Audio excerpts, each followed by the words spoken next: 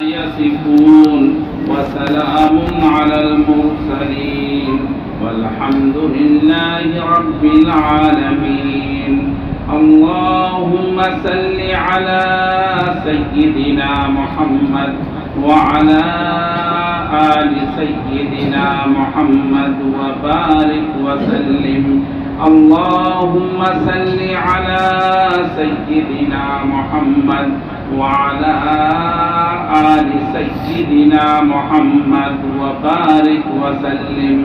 اللهم صل على سيدنا محمد وعلى آل سيدنا محمد وبارك وسلم. وہ نبیوں میں رحمت لقب پانے والے، وہ نبیوں میں رحمت لقب پانے والے، مرادیں غریبوں کی برلانے والے، وہ اپنے پرائے کا غم کھانے والے، مصیبت میں غیروں کے کام آنے والے، فقیروں کا ملجا، ضعیفوں کا ماوا، یتیموں کا والی، غلاموں کا مولا، فقیروں کا ملجا، ضعیفوں کا ماوا، یتیموں کا والی، غلاموں کا مولا، خطا کار سے درگزر کرنے والے، بندش کے دل میں گھر کرنے والے، مفاسد کو زیر و زبر کرنے والے، قبائل کو شیر و شکر کرنے والے، اتر کر حرا سے سوئے قوم آئے اور ایک نسخہ کیمیا ساتھ لائے، اتر کر حرا سے سوئے قوم آئے اور ایک نسخہ کیمیا ساتھ لائے، مسے خام کو جس نے کندن بنایا، ہرا اور کھوٹا الگ کر دکھایا، رہا ڈر نے بیڑے کو موجے بلا کا، ادھر سے ادھر پھر گیا رخ ہوا کا، وہ بجلی کا کڑکا تھا یا صوت ہادی، عرب کی زمین جس نے ساری ہلا دی۔ معزز حاضرین کرام، میرے بزرگوں اور دینی بھائیوں، یہ مبارک محفل ہے اور ہم سب کے سبب اس میں جمع ہے۔ مقصد زندگی اللہ تعالیٰ کی بندگی ہے، مقصد حیات اللہ تبارک و تعالیٰ کی یاد ہے۔ زندگی کا مقصد کیا ہے؟ اگر ہم اس کو سمجھ لیں تو ہم کامیاب ہیں، اور اگر ہمیں اپنی زندگی کا مقصد کا پتہ نہ ہو تو ہم یقیناً ناکام ہیں۔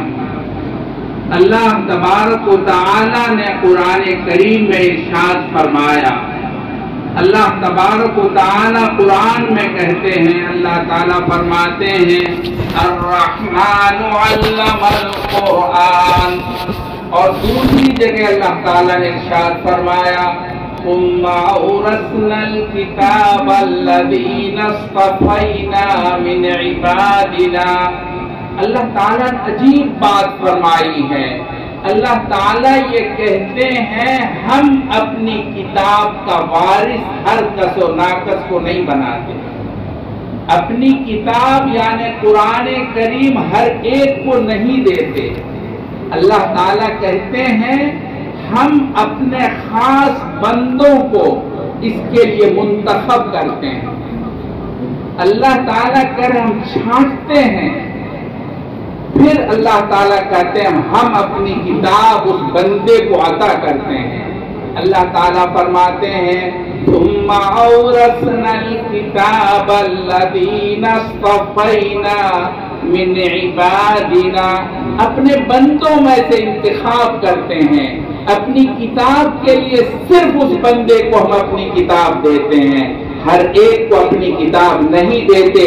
اللہ تعالیٰ نے ارشاد فرمایا ثم اورثنا الكتاب الذين اصطفينا من عبادنا۔ علماء موجود ہے، استفاء کے معنی منتخب کرنے کے ہیں، چننے کے ہیں، چھانٹنے کے ہیں۔ اللہ تعالیٰ کہتے ہیں ہم جن بندوں کو منتخب کرتے ہیں صرف ان کو اپنی کتاب قرآن کریم عطا کرتے ہیں، ہر ایک کو عطا نہیں کرتے۔ آپ غور کریں، خود آپ کی اس بستی کے اندر، شیرپور کے اندر، یہ تو ماشاءاللہ شیرپور ہے، بڑے شیر بڑی طاقت کا مالک ہوتا ہے۔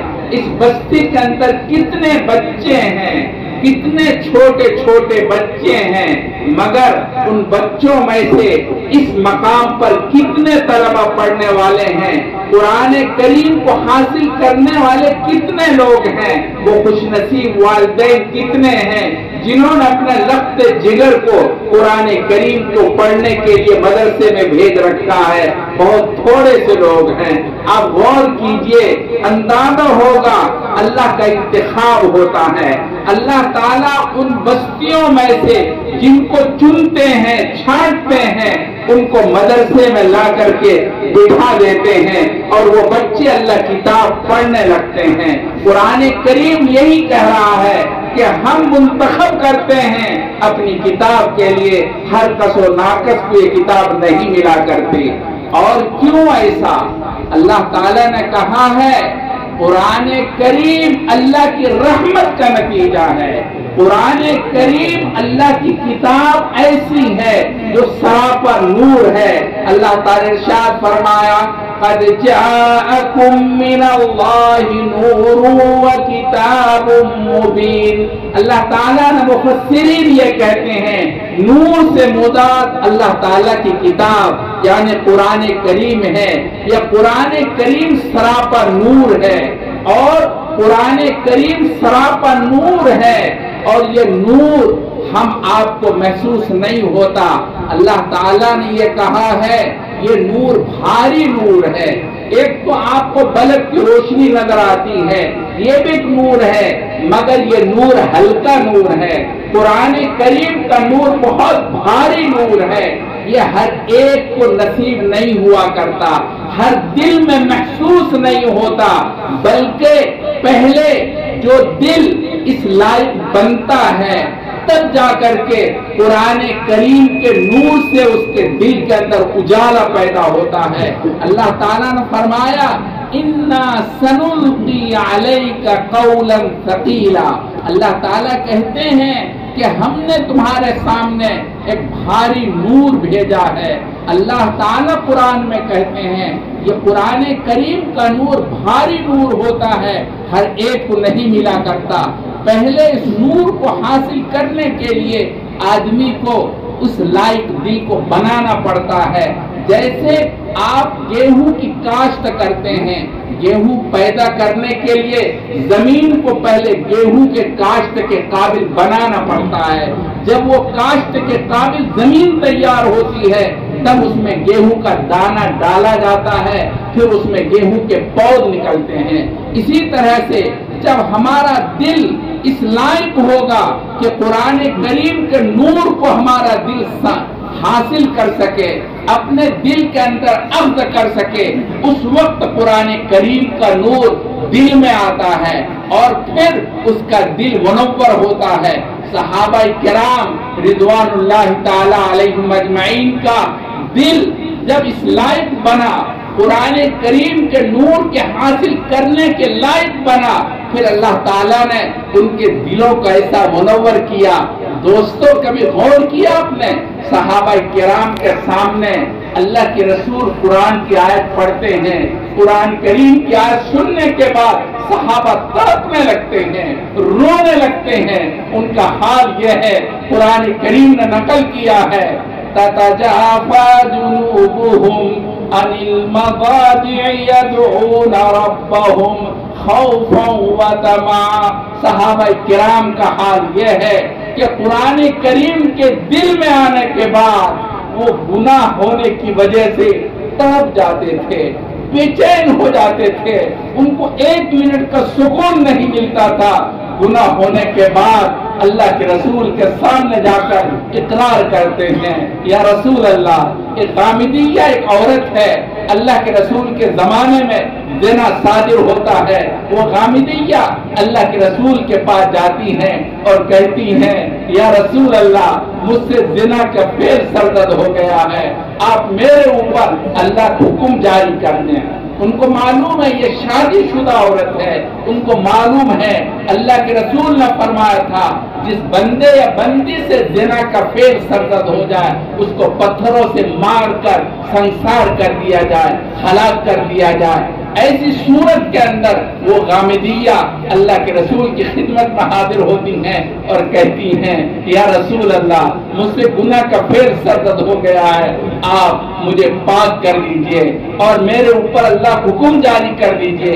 اللہ کے رسول چہرہ پھیر لیتے ہیں، پھر غامدیہ ادھر آتی ہے، پھر اسی طرح اقرار کرتی ہے، آپ چہرہ ادھر پھیر لیتے ہیں۔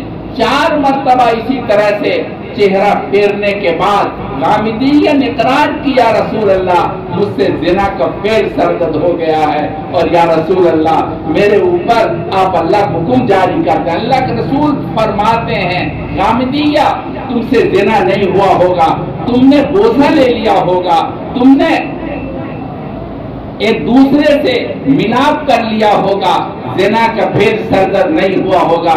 مگر غامدیہ کہتی، نہیں یا رسول اللہ، نہیں یا رسول اللہ، زنا کی وجہ سے میرے پیٹ کے اندر بچہ پل رہا ہے۔ جب اللہ کے رسول نے یہ سنا، اللہ کے رسول نے فرمایا، چلے جاؤ، اب تو تمہارے اوپر حد جاری نہیں کی جا سکتی، تمہیں سنسار نہیں کیا جا سکتا، یہ تو تمہاری غلطی ہے، وہ اندر جو بچہ ہے وہ معصوم ہے، اس کی کوئی غلطی نہیں ہے، لہذا اللہ کا حکم تیرے اوپر جاری نہیں ہو سکتا جب تک کہ بچہ تیرے جسم سے الگ نہیں ہو جاتا۔ آپ تصور کر سکتے ہیں، روایت بتاتی ہے غامدیہ چلی جاتی ہے اور گھر کے اندر اس طرح بے چینی کے ساتھ زندگی گزارتی ہے، رات کو چین نہیں ہے، رات میں اللہ کے سامنے تڑپ تڑپ کر کے گزارتی ہے اور کہتی ہے، اللہ، میں اس حال میں آپ کے پاس نہیں جانا چاہتی، اللہ، میں آپ کے پاس گناہ کے ساتھ نہیں حاضر ہونا چاہتی، آپ اپنا غضب کا چہرہ مجھ سے پھیر لیں گے، یا اللہ، آپ مجھے قبل اس کے کہ میں آپ کے پاس جاؤں اس سے پہلے مجھے گناہوں سے پاک کر دیجئے، اللہ مجھے گناہوں سے پاک کر دیجئے، میں آپ کے پاس اس حال میں نہیں جانا چاہتی۔ غامدیہ راتوں کو تڑپتی ہے، رات بھر روتی ہے اور دن کے اندر بے چینی کے ساتھ گزارتی ہے۔ روایت بتاتی ہے 8 ماہ کا عرصہ اس بے چینی کے عالم میں گزارتی ہے کہ ان کو نہ دن میں سکون ہے، رات کو چین ہے، تڑپ تڑپ کر کے زندگی گزارتی ہے اور ایک ہی اللہ سے دعا ہے، اے اللہ، مجھے گناہوں سے پاک کر دیجئے، اللہ مجھے گناہوں سے پاک کر دیجئے، مثال میں آپ کے سامنے حاضر نہیں ہونا چاہتی۔ جب لوگوں کو دلوں کے اندر ایمان کی روشنی آتی ہے اور ایمان کے قابل دل ہوتا ہے تو پھر وہ بندہ گناہوں کے بعد سکون سے نہیں بیٹھتا، وہ تڑپتا ہے، اس کے دل کے اندر بے چینی آنے لگتی ہے اور وہ اللہ کے سامنے ایسا تڑپتا ہے، ایسا تڑپتا ہے کہ بس اللہ کو رحم آ جاتا ہے۔ قرآن کریم میں اللہ نے کہا، جب کوئی بندہ مجھ سے ایسی توبہ کرتا ہے میں اس کے سارے گناہوں کو معاف کر دیتا ہوں۔ الغرض میں عرض کر رہا تھا، غامدیہ نے 8 مہینے کا عرصہ تڑپ تڑپ کر کے گزارا ہے۔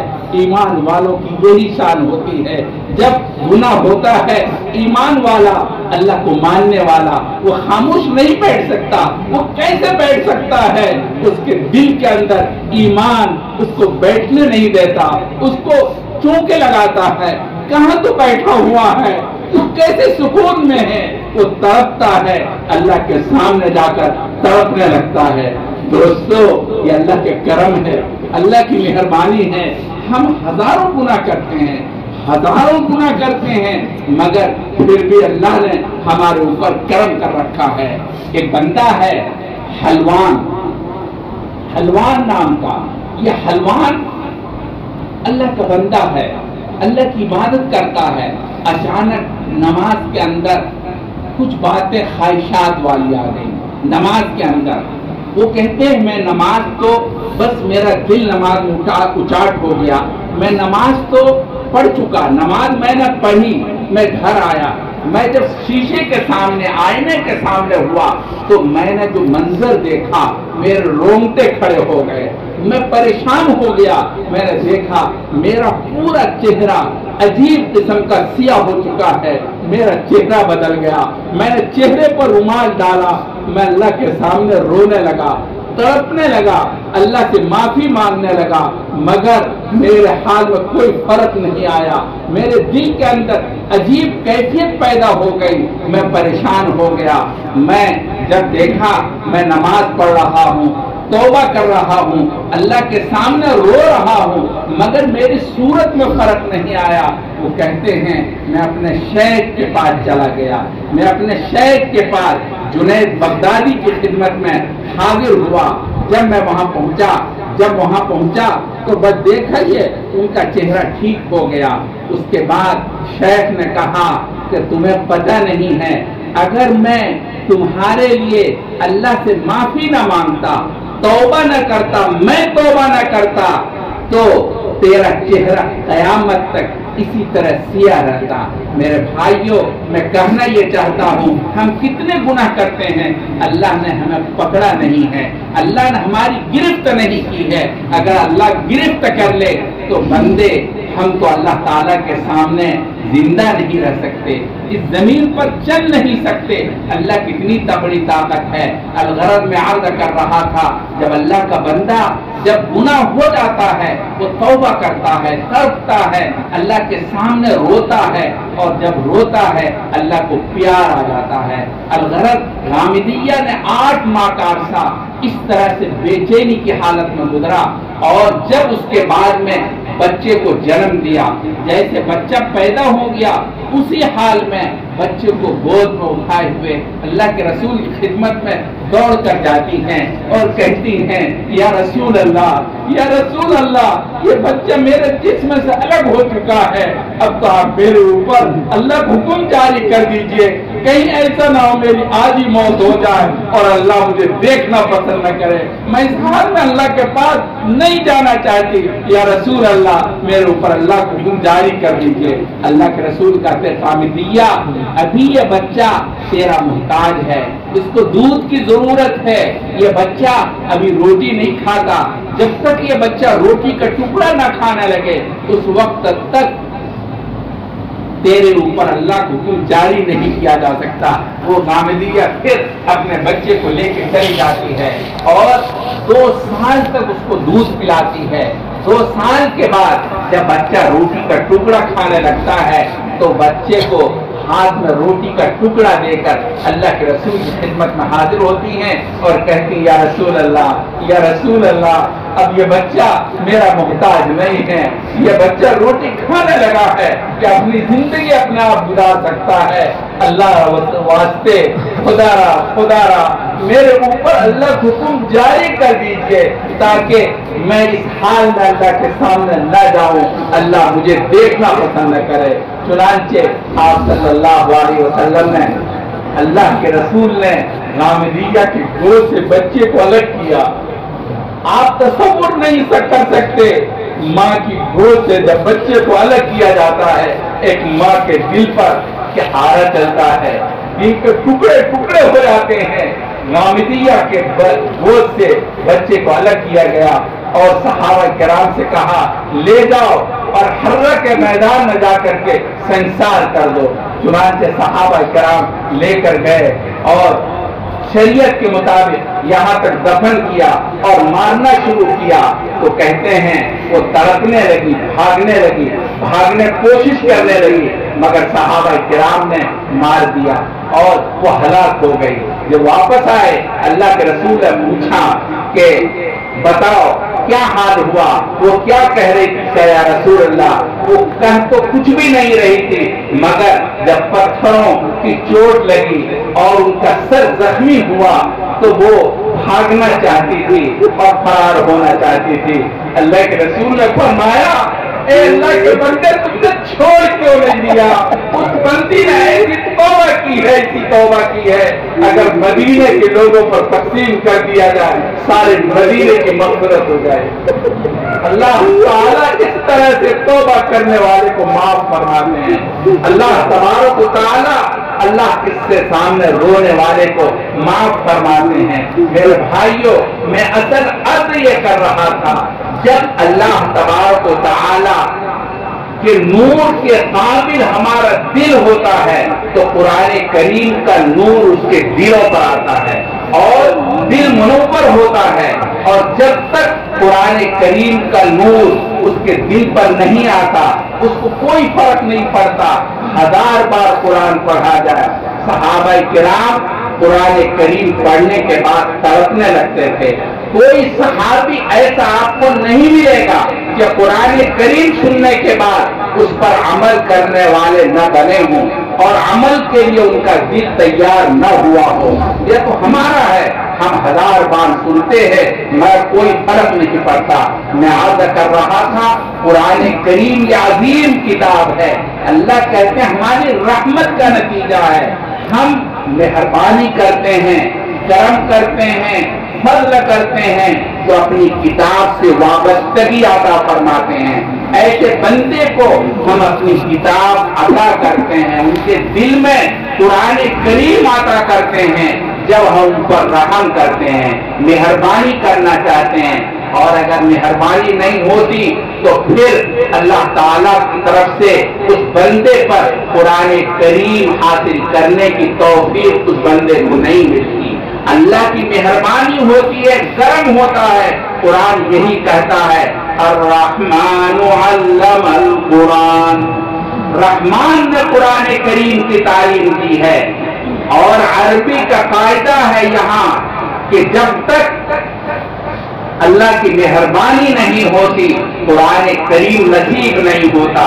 اس لیے قابل مبارکباد ہے وہ بندے، وہ بچے جو قرآن کریم حاصل کر رہے ہیں، وہ والدین قابل مبارکباد ہیں جو والدین اپنے بچوں کو قرآن کریم کی تعلیم دے رہے ہیں۔ وہ بستی قابل مبارکباد ہے جس بستی کے اندر قرآن کریم کی تعلیم کی جگہ یعنی مدرسہ بنا ہوا ہے۔ اللہ تعالیٰ کی مہربانی کے بغیر کچھ بھی نصیب نہیں ہوتا۔ میرے بھائیوں، شیرپور کے لوگوں، آپ کیا سمجھتے ہو؟ اللہ تبارک و تعالیٰ کی یہ کتاب عظیم کتاب ہے۔ قرآن کریم کے بارے میں قرآن میں اللہ نے کہا فَلَا أُقْسِمُ بِمَوَاقِعِ النُّجُومِ وَإِنَّهُ لَقُرْآنٌ عَظِيمٌ۔ عظیم قرآن کریم ہے۔ اللہ تبارک و تعالی یہ کتاب عجیب و غریب کتاب ہے، اللہ کی مہربانی کا نتیجہ ہے، اللہ کے کرم کا نتیجہ ہے، اللہ کے فضل کا نتیجہ ہے۔ اور جب تک کسی جگہ پر یہ قرآن کریم پڑھا جاتا رہے گا اور قرآن کریم کی تعلیم ہوتی رہے گی، اللہ کا فضل اس جگہ پر ہوگا، اللہ کا کرم ہوگا، اللہ کی رحمت ہوگی، اللہ تبارک و تعالیٰ کی عنایت ہوگی، اللہ تبارک و تعالیٰ کی پکڑ سے وہ بستی محفوظ رہے گی جس بستی کے اندر قرآن کریم کی تعلیم ہوتی رہے گی۔ آپ کے قریب ایک بستی ہے، قریب کا مطلب اب تو شہر غازی آباد کے اندر ہے، بسونڈا بستی اب شہر غازی آباد کے اندر آ گیا، وہ شہر میں داخل ہو گیا، ورنہ پہلے وہ بستی تھی۔ جس وقت ہندوستان آزاد ہوا ہے، آزاد ہونے کے بعد یہ جو پنجاب کا پورا علاقہ ہے، پنجاب کے علاقے کے اندر مسلمانوں پر اتنا ظلم ہوا ہے آپ اس کا تصور نہیں کر سکتے۔ پنجاب جا کے دیکھو کتنی مسجدیں ہیں جن مسجدوں کے اندر سکھوں کا گھر ہے، سکھوں کا استبل ہے، سکھوں نے گردوارے بنا رکھے ہیں۔ آج واضح طور پر آپ کو نظر آئے گا، چھپی ہوئی چیز نہیں ہے، آپ جا کے دیکھو۔ جب ہندوستان آزاد ہوا پنجاب میں سکھوں نے مسلمانوں پر ظلم کیا، عورتوں کے ساتھ عصمت دری کر کے قتل کر دیا گیا، یتیم بچوں کو کنویں میں ڈال دیا گیا اور مردوں کو قتل کر دیا گیا. کچھ لوگوں نے اپنی جان بچائی، اپنا حلیہ بدلا، سکھوں کا بھید بنایا، اپنے آپ کو اس طرح بچایا. کچھ لوگ وہاں سے فرار ہو گئے. پورا پنجاب ویران ہو گیا مسلمانوں سے. ظاہر ہے جب مسلمان چلے گئے ان کی مسجدوں پر ان لوگوں نے جیسا چاہا من چاہا کام کیا. میں پنجاب گیا، لدھیانہ، میرے میزبان نے کہا آپ کو ایک گرودوارے میں لے کر چلتے ہیں. چلے گئے ہم. وہاں گئے تو باہر سے میں نے کہا تو مسجد نظر آ رہی ہے. کہا چلیے اندر چلتے ہیں. اندر گئے. گرودوارے کے اندر بڑا اچھا نظم ہے میرے بھائی. حیرت انگیز طور پر سکھوں کا گرودوارا ان کی عظمت کی علامت ہے. ہر سکھ گرودوارے کو اپنی جان سے زیادہ عزیز سمجھتا ہے اور اپنی محنت کی کمائی گرودوارے کے حوالے کرتا ہے. گرودوارے میں ساری چیزیں اس قدر منظم ہوتی ہے. ان کے یہاں ایک لنگر کا نظم ہوتا ہے کھانا کھلانے کا. ہر کس و ناقص کو بے پناہ عمدہ کھانا کھلاتے ہیں اور روز کھلاتے ہیں اور اس کے لیے سکھ بخوشی پیسہ دان کرتے ہیں. خیر میں گیا. وہاں جانے کے بعد ان کے آئے باہر ہی ہے اس کے پانی کا نظم ہوتا، پیر دھو لیجیے. اندر جانے کے لیے ان کی یہاں شرط ہے آپ کی جیب کے اندر کوئی نشہ آور چیز نہ ہو. بیڑی نہ ہو، سگریٹ نہ ہو، بھنگ نہ ہو، گایا نہ ہو. یہ ساری چیزیں چرس وغیرہ کوئی چیز نہیں ہونی چاہیے. اس لیے وہ کہیں گے صاحب اگر آپ کے پاس کوئی ایسی چیز ہے آپ یہی رکھیں، واپسی میں آپ لے جائیے گا، کوئی آپ کا نقصان نہیں کرے گا.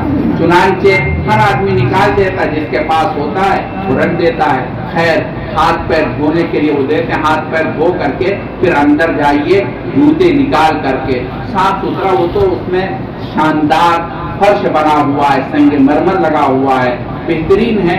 خیر ہم گئے. جا کے ہم نے وہاں کا جو سب سے بڑا تھا کتھا واچک، جو سب سے بڑا ذمہ دار ہوتا ہے، ان سے ملاقات ہوئی. تو میں نے ان سے کہا یہ تو مسجد نظر آ رہی ہے. انہوں نے کہا ہاں مسجد ہوگی کبھی، اب تو یہ گرودوارا ہے. کہا کبھی مسجد ہوگی اب تو یہ گرودوارا ہے. خیر میں نے کہا میں یہاں 2 رکعت نماز پڑھنا چاہتا ہوں، آپ مجھے پڑھنے کی اجازت دیں گے؟ کہاں پڑھ لیجیے، کوئی بات نہیں. خیر میں باوضو تھا، میں نے اپنا رومال یہ بچھایا اور نماز پڑھی. جب میں نے نماز پڑھی وہ جو گرودوارے کا ذمہ دار تھا وہ دیکھتا رہا. اور جب میں نے نماز پوری کر کے دعا مانگنی شروع کی تو بندہ رونے لگا. اور اس کے بعد وہ بندہ کہتا ہے کہ آپ نے کیا کیا؟ میں نے کہا میں نے تو کچھ نہیں کیا. ہماری شریعت میں میرے محبوب صلی اللہ علیہ وسلم کا حکم یہ ہے اللہ کے گھر میں جاؤ تو 2 رکعت تحیۃ المسجد پڑھو، یہ مسجد کا حق ہے. 2 رکعت نماز پڑھو. میں نے پڑھی تو بندہ گرودوارے کا وہ ذمہ دار کہنے لگا کہ آج سے چند ماہ قبل تک اس کونے سے اذان کی صبح کے وقت آواز آتی تھی، اللہ اکبر کی اذان کی یہاں سے آواز آتی تھی، اب وہ آواز بند ہو گئی ہے. میں گواہی دیتا ہوں یہاں سے آواز آتی تھی اللہ اکبر کہتے. جب آپ نے یہ نماز پڑھی میرے سامنے وہ پورا منظر گھومنے لگا اور میرا روح کانپنے لگی، میری روح کانپنے لگی، میرا دل دھڑک رہا ہے. آپ میرے دعا فرما دیجئے، میرے دل پر ہاتھ رکھیے. اس طرح تو بندہ رونے لگا.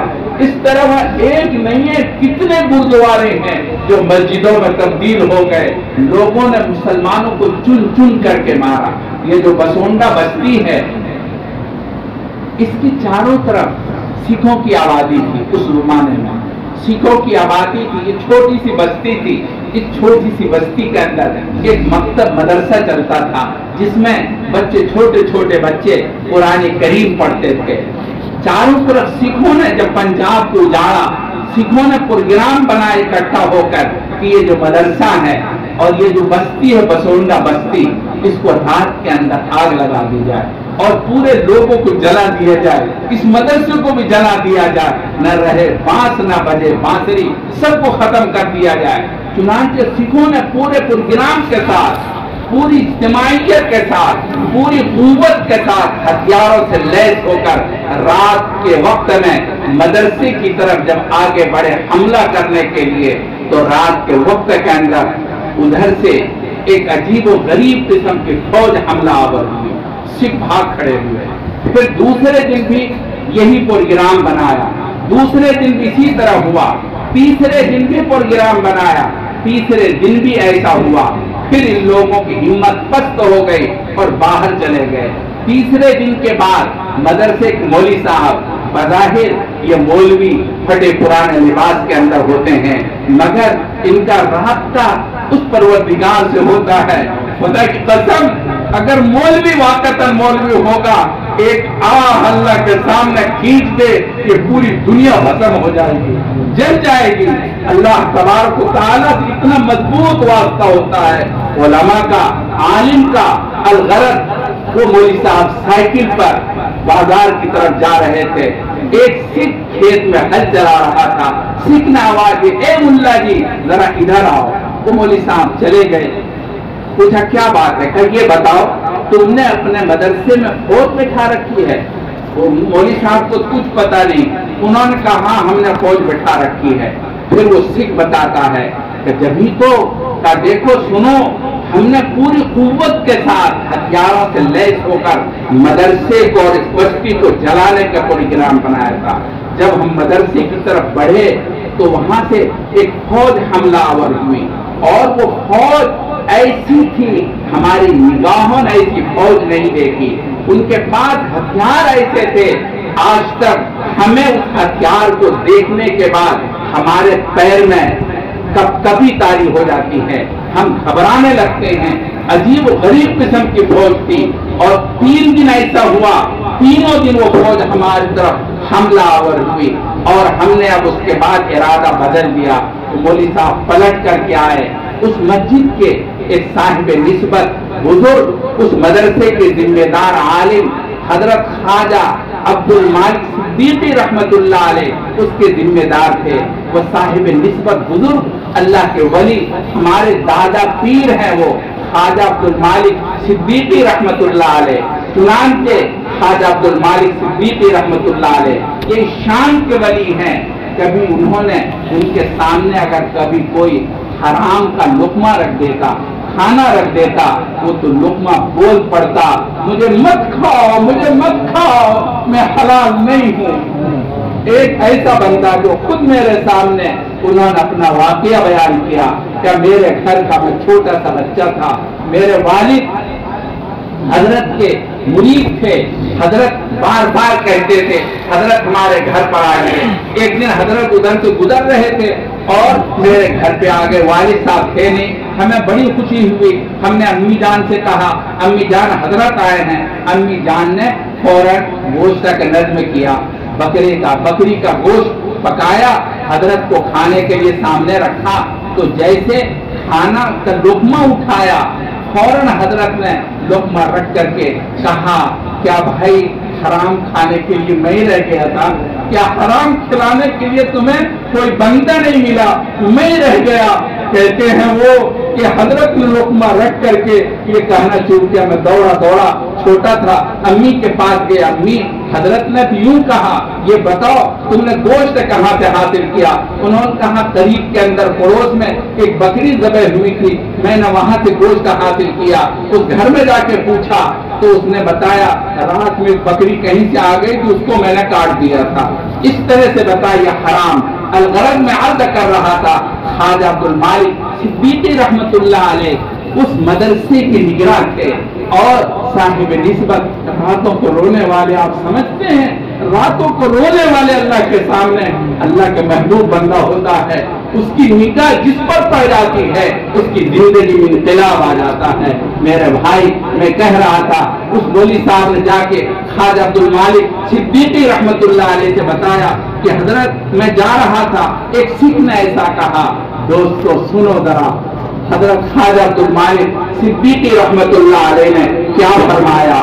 फरमाया, भाई मेरे पास न कोई फौज है, न मेरे पास कोई हथियार है, मगर یہ بچے جو قرآن کریم پڑھ رہے ہیں، یہ چھوٹے چھوٹے بچے اللہ کتاب پڑھتے ہیں، یہ گناہوں سے بچے پاک ہیں۔ یہ فرمایا یہ گناہوں سے پاک بچے ہیں اور اللہ کی کتاب یہ بچے پڑھتے ہیں۔ اور میرے محبوب صلی اللہ علیہ وسلم نے فرمایا جس مقام پر اللہ کی کتاب پڑھی جاتی ہے یہ چھوٹے چھوٹے بچے پڑھتے ہیں، اللہ کا وعدہ ہے اس بستی کی اس جگہ کی حفاظت اللہ نے کہا میں کروں گا، اور اللہ تعالیٰ کے فرشتے ہمیشہ اس جگہ کی محافظ بنے رہتے ہیں، اللہ کے فرشتے حفاظت کرتے ہیں۔ اللہ کے رسول صلی اللہ علیہ وسلم نے ارشاد فرمایا ان الذین لا یتلون کتاب اللہ تبارک وتعالی فی مقام یتدارسونہ بینہم وحفت علیہم الملائکہ وغشیتہم الرحمہ ونزلت علیہم السکینہ وذکرہم اللہ تعالی فی من عندہ من الخلق الکرام۔ آپ علیہ السلام نے فرمایا، خواجہ عبد المالک صدیق رحمت اللہ علیہ نے فرمایا میرے پاس کوئی فوج نہیں ہے، میرے پاس ہتھیار بھی نہیں ہے، مگر میرے محبوب صلی اللہ علیہ وسلم نے فرمایا جس مقام پر حدیث کے الفاظ ہیں فی مقام نکرہ کا صیغہ علماء جانتے جس مقام پر اللہ کتاب پڑھی جاتی ہے اور آپس کے اندر وہاں کتاب کا مذاکرہ ہوتا ہے، پڑھایا جاتا ہے، علم کو وہاں سے تقسیم کیا جاتا ہے، اللہ کے رسول نے فرمایا حفتہم الملائکہ، ملائکہ اس کو گھیر لیتے ہیں، وغشیتہم الرحمہ، اور ان کے اوپر رحمت چھا جاتی ہے، اور خاص طور پر فرمایا ان کے اوپر سکونت نازل ہوتی ہے، اور فرمایا اللہ تعالیٰ یہ کہتے ہیں میں برابر ان لوگوں کا اپنے پاس فرشتوں کی مجلس میں ذکر کرتا رہتا ہوں، وہ جگہ میری نگاہوں میں ہوتی ہے، وہ مقام میری نگاہوں میں ہوتا ہے جس مقام پر اللہ کتاب پڑھائی جاتی ہے۔ میرے بھائیوں شیرپور کے لوگوں آپ قابل مبارکباد ہیں کہ آپ کی اس بستی کے اندر قرآن کریم کی پڑھنے پڑھانے کا نظم ہے، اور اس مدرسے کے اندر دارالعلوم رفیقیہ کے اندر آپ کے بچوں کو تعلیم دی جا رہی ہے۔ آپ یقین مانیے دوستو اللہ جب تک یہاں قرآن کریم کی تعلیم ہوتے رہے گی اللہ تعالیٰ اس بستی کی حفاظت کرتے رہیں گے۔ آپ یہ سمجھتے ہیں ہم گناہ کے باوجود بچ رہے ہیں، نہیں، آپ نہیں بچ رہے ہیں، بلکہ یہ بچے جو قرآن کریم پڑھ رہے ہیں اللہ کتاب کی تعلیم ہو رہی ہے، اس کی وجہ سے اللہ کی حفاظت ہمارے ساتھ ہے، اللہ ہماری حفاظت کر رہے ہیں، اللہ نے وعدہ کیا ہے اس بستی کی حفاظت میں کرتا رہوں گا۔ اس لیے میرے بھائیوں آپ سب کے سب قابل مبارکباد ہیں، اللہ تعالیٰ نے آپ کو ایسا بندہ عطا فرما دیا جو آپ کی بستی کا ہے، آپ جیسے لوگوں کے درمیان ہیں، مگر یہ مولانا ناظم صاحب راتوں کو تڑپنے والے، اللہ کے سامنے رونے والے، آپ کی دل کی آبیاری کرنے والے، یہ چاہتے ہیں آپ کے دل میں اللہ کا نور آ جائے، قرآن کریم کا نور آ جائے، اس کے لیے جد و جہد کرتے ہیں، کوششیں کرتے ہیں، اور یہ مجلس کا انعقاد کرنے کی کوشش کرتے ہیں۔ ماشاءاللہ یہ ان کی فکر ہے، اللہ تعالیٰ ان کی فکر کو بروئے کار لاتے ہوئے آپ سب کے ہم سب کے دلوں کو اللہ منور کر دے، اللہ تعالیٰ ہمارے دلوں سے گناہوں کی ضلالت، ظلمت اور تاریکی کو دور کر دے، اللہ تعالیٰ ہمارے دلوں کو منور کر دے۔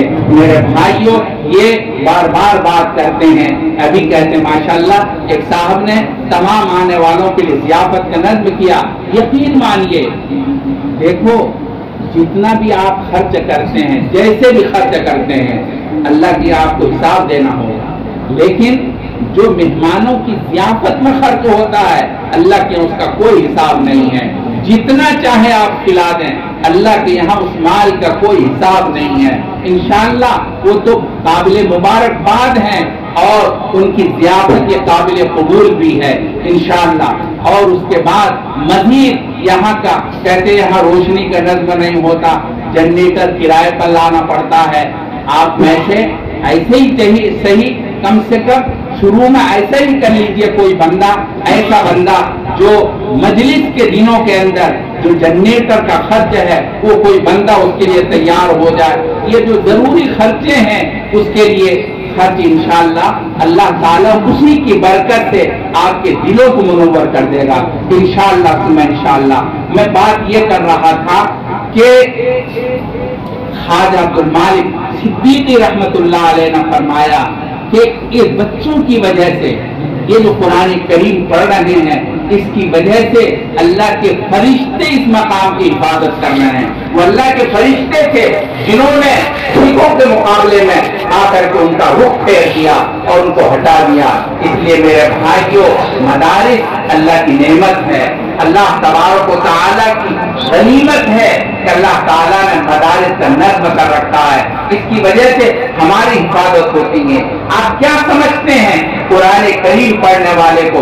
میں نے کہا قرآن کریم اللہ کی رحمت ہر ایک کو نہیں ملا کرتا۔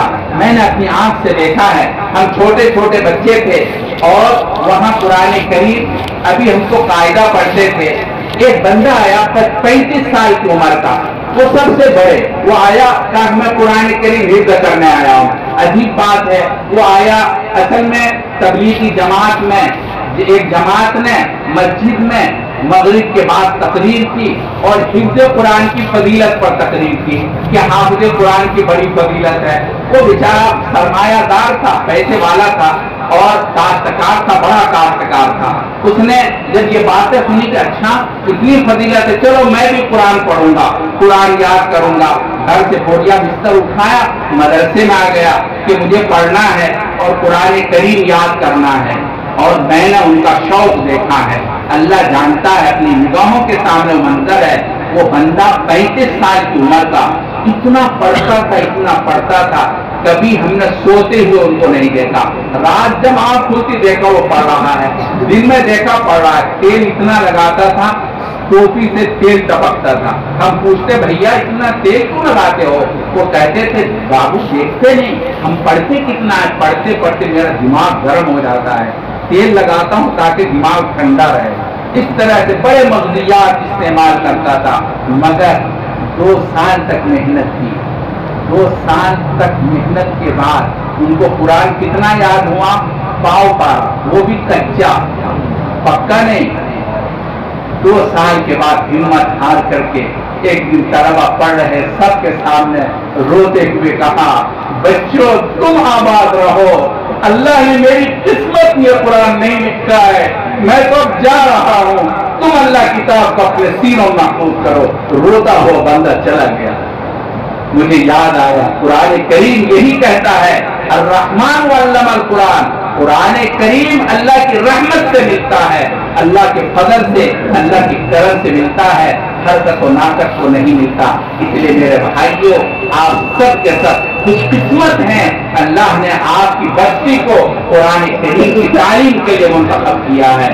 اور خواجہ باقی باللہ رحمت اللہ علیہ، حضرت مجدد الفسانی رحمت اللہ علیہ کے شیخ ہیں، خواجہ باقی بہت بڑے ولی ہیں، بہت بڑے بزرگ ہیں۔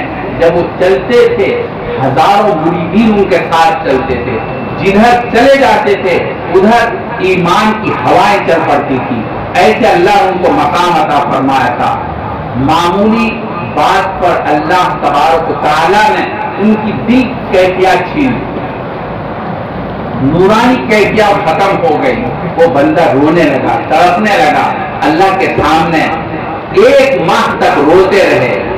1 ماہ کے بعد اللہ نے دل میں القاء کیا خواجہ باقی باللہ اگر تمہیں وہ پرانی کیفیت چاہیے جاؤ فلاں مدرسے میں جاؤ جہاں چھوٹے چھوٹے بچے ہماری کتاب پڑھ رہے ہیں، ان کے پاس جاؤ، ان سے دعائیں کراؤ، اگر وہ دعا کر دیں گے تمہاری دل کی کیفیت بدل جائے گی، ورنہ نہیں بدلے گی۔ خواجہ باقی باللہ رحمۃ اللہ علیہ مدرسے میں گئے، سب کھڑے ہو گئے، اساتذہ طلبا، حضرت خواجہ رونے لگے، کہنے لگے بچوں بچوں، اے قرآن کریم سے وابستگی رکھنے والوں، میں بڑا نہیں ہوں، اللہ کی نظر میں تم بڑے ہو، اللہ کی نظر میں تم بڑے ہو، اللہ نے تمہیں بڑا بنا رکھا ہے، تمہارے پاس مجھے اللہ نے بھیجا ہے اور کہا دعا کرانے کے لیے، میری دل کی کیفیات اندھیر میں تبدیل ہو گئی ہے، تم لوگ میرے لیے دعا کر دو، میرے دل کی کیفیات بدل جائے۔ چنانچہ جب دعا کی ان بچوں نے تو اللہ تبارک و تعالیٰ نے ان کی کیفیات بدل دی۔ حضرت سیدنا عمر فاروق رضی اللہ تعالیٰ عنہ ایسے بچوں کو پکڑ کے کہتے تھے بچوں بچوں میرے لیے استغفار کرو، میرے لیے استغفار کرو۔ حضرت ابو ہریرہ رضی اللہ تعالیٰ عنہ چھوٹے بچوں کو پکڑ کے کہتے تھے میرے لیے استغفار کرو، میں آمین کہوں گا۔ چنانچہ بچے دعا کرتے اور ان کے لیے وہ آمین کہتے۔ اس وجہ سے یہ قرآن کریم کے پڑھنے والے پڑھانے والے عظیم عظمت کے مالک ہیں۔ اللہ تبارک و تعالیٰ نے ان کا مقام بڑا اونچا کر رکھا ہے، اور جن لوگوں کو علماء سے وابستگی ہوتی ہے اللہ تعالیٰ اس کے ساتھ کرم کا معاملہ فرماتے ہیں۔ اس لیے میرے بھائیوں، ان علماء کو معمولی مت سمجھو، مدرسے میں پڑھنے والے بچوں کو معمولی مت سمجھو، عجیب اللہ تبارک و تعالیٰ کے خاص رحمت اور کرم والے بندے ہیں۔ حضرت مجدد الفسانی رحمت اللہ علیہ کے شیخ نے جب دعا کرائی اور ان بچوں نے دعا کی تو اللہ تبارک و تعالیٰ نے ان کی دل کی کیفیات بدل دی اور پوری کیفیات واپس کر دی۔ اس لیے میرے بھائیوں، یہ ہم لوگ اس وقت خاص طور پر دو رحمت کی جگہ میں ہیں۔ ایک تو یہ مدرسہ خود رحمت کا راہ ہے، اللہ کی رحمت مدرسے میں نازل ہوتی ہے۔ نمبر دو، یہ اللہ کا گھر مسجد ہے، مسجد بھی اللہ تبارک تعالیٰ کی رحمت کی جگہ ہے۔ اس لیے ہم دو رحمت کی جگہ میں بیٹھے ہیں۔ انشاءاللہ ہم دعا کریں گے اللہ تعالیٰ کی رحمت کے سائے میں، اللہ ہماری دعا قبول کریں گے، دعا کریں گے دعا کے آداب کے طریقے پر۔ اس لیے ہماری گزارش یہ ہے آپ مدارس کی عظمت کو سمجھیں، مدارس کو اہمیت دیں، علماء کے مقام کو سمجھیں، اور بات تو بہت تفصیل کرنے کی ہے لیکن اب موقع زیادہ نہیں ہے۔ میں عرض یہی کرنا چاہتا ہوں، علماء کی عظمت کو سمجھیے، طلباء کی عظمت کو سمجھیے، اور ان لوگوں کی وابستگی اپنے لیے سعادت تصور کیجیے۔ انشاءاللہ ثم انشاءاللہ آپ کی دل کی دنیا بدل جائے گی، آپ کے حالات بدل جائیں گے۔ اللہ تبارک تعالیٰ ہم سب کو عظمت سمجھنے کی توفیق بخشے۔ وآخر دعوانا ان الحمد للہ رب العالمین۔